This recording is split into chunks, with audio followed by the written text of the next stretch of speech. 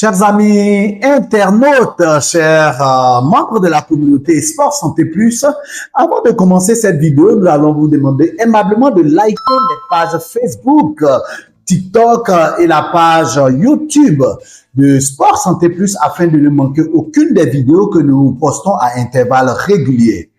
Nous partons déjà encore pour poursuivre les thèmes que nous avons commencés.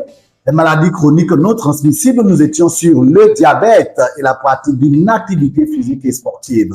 Aujourd'hui, nous allons consacrer 2 chapitres qui vont concerner le premier, la symptomatologie du diabète, c'est-à-dire la manifestation des différents signes. Et enfin, nous terminerons ce 2e chapitre avec la compréhension des différentes complications dues au diabète. Nous y allons, top, restez scotchés. Allons-y.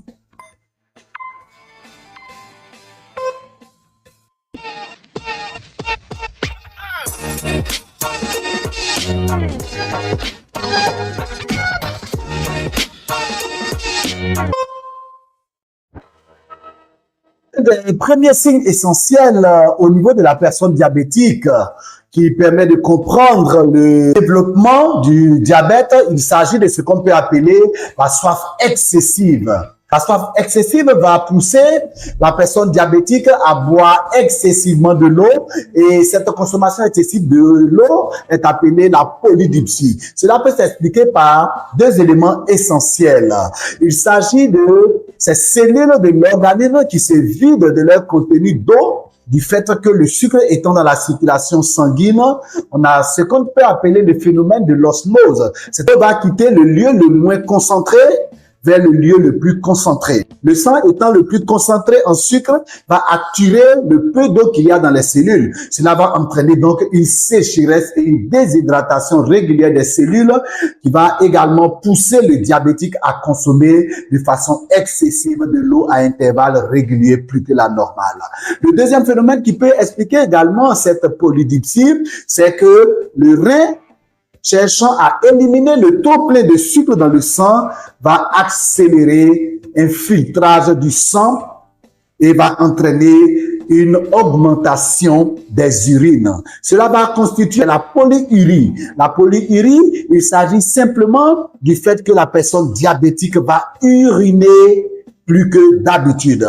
Le nombre et la fréquence des séances d'urine, appelées les séances de miction, est au-dessus de la normale chez la personne diabétique. Cela s'explique parce que l'activité rénale est beaucoup plus augmentée du fait, comme nous l'avons dit, de la présence du sucre dans le sang.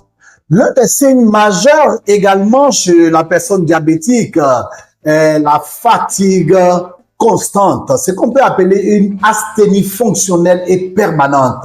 Cela s'explique par le fait que le sucre étant la principale source d'énergie des différents muscles, permet à chaque groupe musculaire de pouvoir se maintenir en forme et en activité. Malheureusement, chez les diabétiques, comme nous l'avons vu, l'insuline n'étant pas en un fonctionnement normal ou totalement absente, le sucre ne peut pas pénétrer dans les cellules et les cellules seront ainsi donc en manque d'énergie parce que c'est le sucre intégré qui permet de produire l'énergie appelée ATP qui permet aux muscles et aux personnes de se mouvoir. Cela va entraîner donc une fatigue toujours constante parce que ces cellules n'ont point d'énergie pour pouvoir fonctionner à leur meilleur niveau. Et si donc cela était le 3e signe chez la personne diabétique en termes de manifestation. Également, comme symptôme à détecter chez le diabétique, il s'agit des troubles de la vision. Cela s'explique par le fait que l'élévation du taux de glucose dans le sang va entraîner un endommagement progressif des vaisseaux au niveau oculaire. Cela va ainsi donc accentuer ce que nous avons appelé ces troubles de vision chez la personne diabétique. Le signe qu'on peut classer numéro 5 chez une personne diabétique, c'est la perte de poids de façon inexplicable. Un amaigrissement constant, malgré l'appétit que celui-ci ressent, il perd malheureusement du poids. Cela va s'expliquer par le fait que Le sucre dans le sang ne pourra pas être intégré au niveau des différentes cellules pour permettre leur fonctionnement. L'organisme va aller puiser la réserve du sucre dans les graisses afin de pouvoir produire du sucre en interne et permettre le fonctionnement des muscles. Et cette production de sucre à partir des cellules graisseuses, si vous vous rappelez, nous avons appelé cela la néoglycogénèse. Cela ainsi donc va vider tout ce qui est tissu adipeux au niveau du corps du diabétique. Cela aussi va vider tout ce qu'il y a comme masse musculaire au niveau de la personne diabétique, expliquant ainsi la perte constante, régulière et continue du poids du diabétique avec un amaigrissement qui inquiète.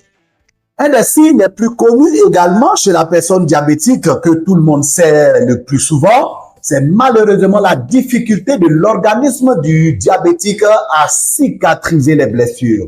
Une personne qui a une cicatrisation lente doit être interpellée parce que malheureusement, le taux de sucre dans le sang va entraîner une difficulté de cicatrisation et en constatant également la présence de sucre, malheureusement, le système immunitaire va souffrir et va malheureusement être lent dans le phénomène de cicatrisation. Il faut également souligner également que la cicatrisation part d'une coagulation correcte, mais malheureusement, le taux de sucre dans le sang va retarder la coagulation et ainsi entraîner une difficulté d'agrégat plaquettaire qui n'est en fait que l'initiation des moments de cicatrisation. Enfin, nous terminons avec le signe numéro 7.